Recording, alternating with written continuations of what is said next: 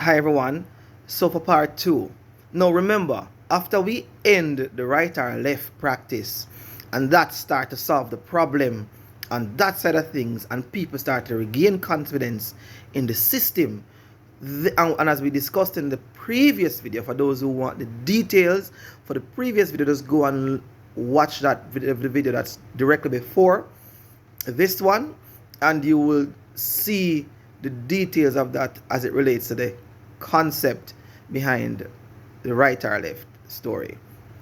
Now, for those of us who believe that police should be allowed to randomly, or they should randomly stop you, remember that we're a constitutional state, and Jamaica being a constitutional state, viewers and subscribers, simply means that because the Constitution states at the very top of section 13 under the Charter of Fundamental Rights and Freedom, that, in my own words, the only time the state can abridge, step on, trample your constitutional right, your fundamental rights to freedom, yes, is when it is demonstrably justified. In other words, them can show you, them can demonstrate, them can show you, say, articulate that this is the reason for this to happen. This is why I detained you. This is why I stopped you using the power under either the Road Traffic Act, the predial larceny, the human trafficking, the which is officially known as the Trafficking in Persons Act, the Firearms Act, or any of those acts that give the police the power to stop, even the Transport Authority Act, or any of those acts. There are quite a few of them that speaks to the power to stop. Yeah, but notwithstanding that power to stop, if you stop somebody and you did not have demonstrable justified grounds, and this is for the police officers out there, then the Constitution says your stop, which is taking away a citizen's freedom of movement, for one, and also their liberty, two of them, because you have detained them. Yeah, so you restrict how far them can go, because I can't leave the site if it is stopped by the police for demanding papers and all of that. I can't leave unless them ask me to. It's a detention. It's not like a friendly stop. So, I mean, once you go down the line of saying, hey, stop, and you don't have demonstrable justified grounds, if you search that car in keeping with the rulings of the court, EMAS versus the Attorney General, Andy versus the Attorney General, those are two precedents for this matter.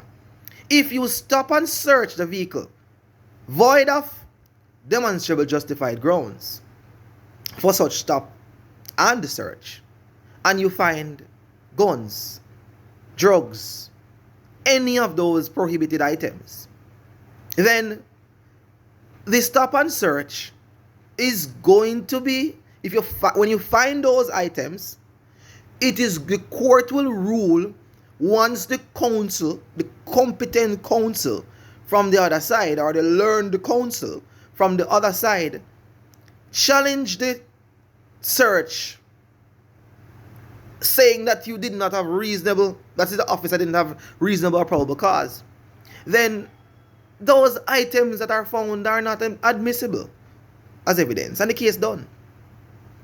And that is because citizens have the right to freedom of movement. We have constitutional rights.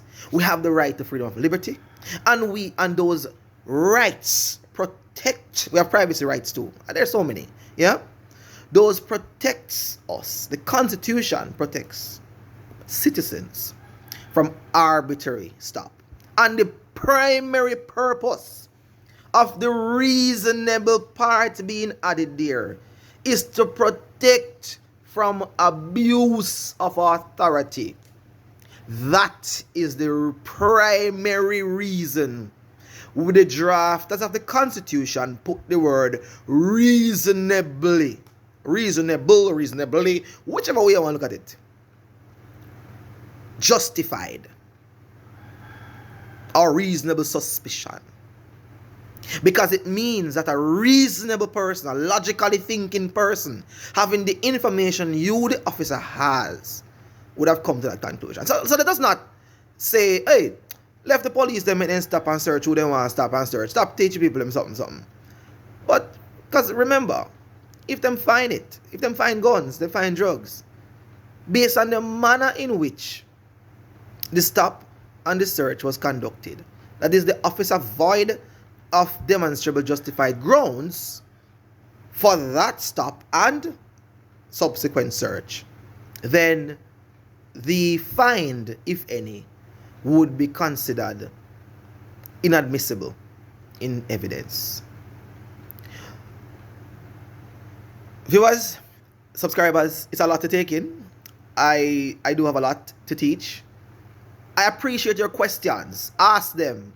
Ask the questions. I will provide the answers as best as I can in general videos, etc., as I try my very best to educate the population. And this is because I believe the solution, or a major part of the solution that will move the needle significantly, is education. Even the technocrats in the system believe that education is a fundamental and key tool to solving crime. They have said it. The research has said it.